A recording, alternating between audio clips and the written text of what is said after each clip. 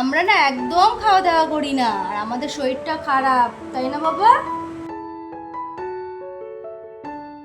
রাতে আমি ঘুমোতেই পারি না, রাতেও না দিনেও না, মানে এরকম পরিস্থিতি হয়ে গেছে।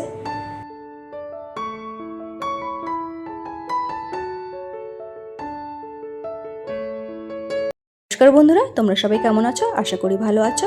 আমি আছি মোটামুটি। আমার ছেলের শরীরটা একটু খারাপ, ওকে ডাক্তার দেখিয়ে নিয়ে এসেছি। আর ছেলে মেয়ের শরীর খারাপ হলে দেখবে মায়েদের মন একদম ভালো থাকে না, ওই জন্য আমার মনটা খুব খারাপ। আর একদিকে আমার শরীরটাও একটু খারাপ হয়েছে, যেহেতু কন্টিনিউ রাত জাগতে হচ্ছে। আমার ছেলেটা এখন অনেকটাই ছোট, তো সেই জন্য এমনিও রাত জাগেও, তারপরে শরীরটা খারাপ হওয়াতে আরও রাত জাগছে। কি করা যাবে আর, ওই জন্য দেরি করে উঠেছি, সব কাজের দেরি। আর আমাকে ভয়েস দিতে হচ্ছে, এখানে গান বাজছে, তার জন্য চোখ মুখ পুরো বসে গেছে, সারা রাত জাগা, এই জন্যই লেট করে উঠেছি। এই দেখো আমরা দুজনে, আমার পাপা আর আমি, আমরা না একদম খাওয়া দাওয়া করি না, আর আমাদের শরীরটা খারাপ, তাই না বাবা? আমরা ওষুধ খাচ্ছি, ডাক্তার দেখিয়েছি, তাই না? শোনা বাবা, আমার বাবাটা সত্যি শরীর খারাপ, ওয়েদারের জন্য আমার বাবাটা শরীরটা খারাপ। ওয়েদার চেঞ্জ হচ্ছে তো, ওই জন্য আমার বাবাটা ঠান্ডা লেগেছে, না বাবা? কি করা যাবে শোনা? দেরি করে উঠলে সব কাজের দেরি। বসে পড়লাম সবজি নিয়ে, সবজিগুলো কেটে নিচ্ছি। তো আজকে ছিল নিরামিষ আমাদের, তার জন্য নিরামিষ রান্না করব। আর রান্না বান্নার কোনো কিছুই ঠিকঠাক ছিল না, যেহেতু বাচ্চা কাচ্চা শরীর খারাপ হলে দেখবে তখন মন মানসিকতা একদম ভালো থাকে না, কিছুই ভালো লাগে না করতে। মনে হয় কতক্ষণে ওর কাছে যাব, ওকে একটু সময় দেবো, ওকে একটু রাখবো। আর বাচ্চা কাচ্চা দেখবে শরীর খারাপ করলেও শুধু মাই করে, মানে মা ছাড়া কিছুই বোঝে না। তার মধ্যে দিয়েও তো এগুলো তো করতে হবে, তাই একে একে গুছিয়ে নিচ্ছে। আজকে রান্না বান্না খাওয়া দাওয়া তেমন কিছুই হয়নি, তো তোমাদের সাথে যেটুকু পারছি সেটুকুই শেয়ার করছি।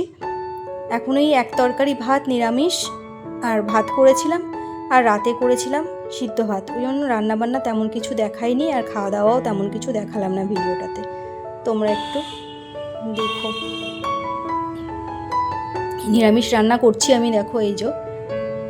আর তারপরেই আমার ছেলের বোতলটা ফুটিয়ে নিয়েছিলাম, সেই বোতলগুলো পরিষ্কার করে নিচ্ছি। মানে এটাও, এই বোতলেও দুধ খায়, আর দুটো বোতল আছে জল খাওয়ার বোতল, সেই বোতলগুলো পরিষ্কার করে নিচ্ছি। এটা আমার মানে রোজই করতে হয়, এগুলো রোজকার কাজের মধ্যেই পড়ে। আমি সবসময় চেষ্টা করি এগুলোকে একটু গরম জল দিয়ে ওয়াশ করে নেওয়া। গরম এগুলো তো ফোটাই না, শুধু দুধ খাওয়ার বোতলটাই ফোটাই, এগুলো একটু গরম জলে ধুয়ে নিই। তারপর একটু পরিষ্কার জলে ধুয়ে নিলাম। এবার আমার মোটামুটি এই কাজটা কমপ্লিট হয়ে গেল। তার মধ্যে তোমাদের দাদাভাই দেখো বিছানা গুছিয়েছে, ছেলে মানুষ তো, আর যতটা পেরেছে গুছিয়েছে, আমি পরে ঠিক করে নেব। এবার চলে এলাম আমি ঘর ঝাড় দিতে, আমি ঘরটা ঝাড় দিয়ে দিচ্ছি। তারপর ও ঘরটা মুছে দিয়েছিল। দেখো আমাদের দুজনের সংসার, আমাদের হাতে হাতেই করতে হয় কাজ, আর দুজনে মিলে কাজ করলে মানে কষ্টটা অনেকটাই কম মনে হয়, আর ভালোও লাগে। এই ঠাকুর ঘরটা এসে একটুখানি ঝাড় দিয়ে নিচ্ছি।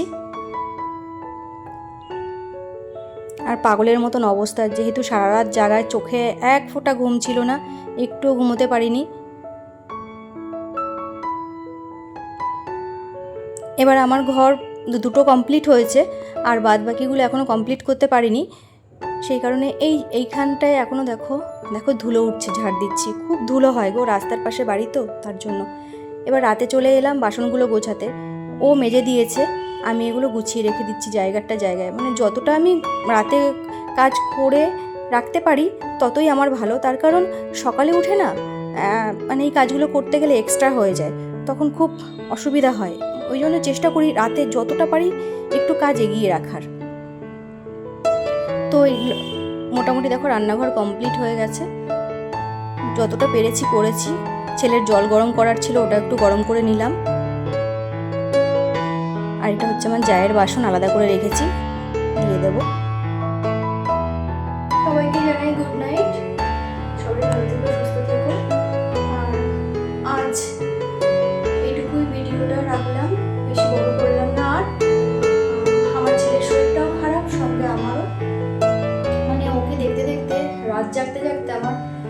শরীরটা ভীষণই খারাপ হয়ে গেছে, একদম ভালো লাগছে না। তোমাদের দাদাভাই এসে বাসন টাসন মেজে দিল, কারণ দুজনের সংসারে তো হাতে হাতে তো করতেই হবে। আমার শরীর খারাপ হলে তো কিছু করার নেই, এমনিও অনেক হেল্প করে দেয় ও।